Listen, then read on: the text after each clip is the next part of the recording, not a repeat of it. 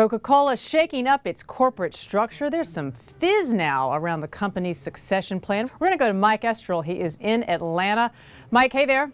Yeah, hi, how are you? Good. So tell us, just before we get to sort of the horse race that's being set up inside Coca-Cola for the leadership spot, tell us a little bit about this new corporate structure they've got. They're consolidating things a bit. That's right, and it's effective January 1st. What they have had until now is a bunch of people for different regions in the world, whether it's Europe, Latin America, Asia, and so on, reporting directly to Muhtar Kent, the CEO and chairman. As of January 1st, they're going to streamline that. There's going to be two people who operationally are going to be reporting to Muhtar Kent. One is Steve Kaline, who's going to be responsible for the Americas, so that's going from the U.S. all the way down into South America. And then you've got Ahmet Bozer, who will be taking over all of the rest of the world.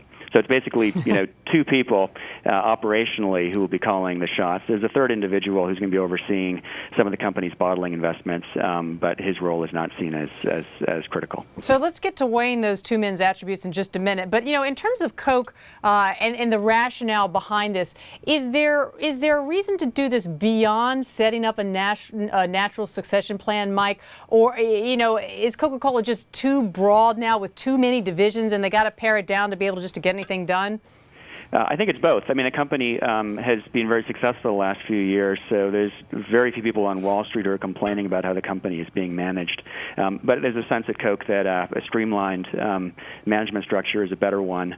At the same time, I think there's an interest at Coke to sort of, make clear to Wall Street if and when at some point Muhtar Kent leaves the company, that there's at least a couple candidates who have had a lot of responsibilities and have been well prepped.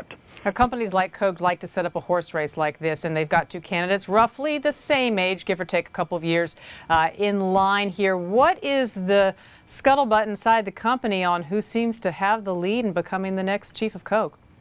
Well, I mean, the initial sense is that neither of them has the lead, and this is going to be a marathon. It's not going to be a sprint. Muhtar Kent is beloved on Wall Street, both for the stock performance over the years he's been in charge, in terms of them boosting profits, gaining market share from PepsiCo.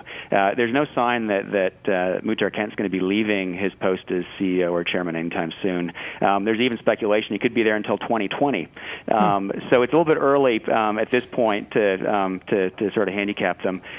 Both Kaline, who's going to be overseeing the Americas, and Bozer, overseeing the rest of the world, are seen as being very strong operationally. They've had a lot of experience managing bottling operations and relationships between bottlers and the company, and that's sort of critical for the company going forward. Mike, very quickly before I let you go, what kind of company is Coke? Does it like to promote from within, from people who have been there from a long time? I know Bozer's been there, I think, 22 years. The other gentleman, a relative newcomer. What is Coke's history with this?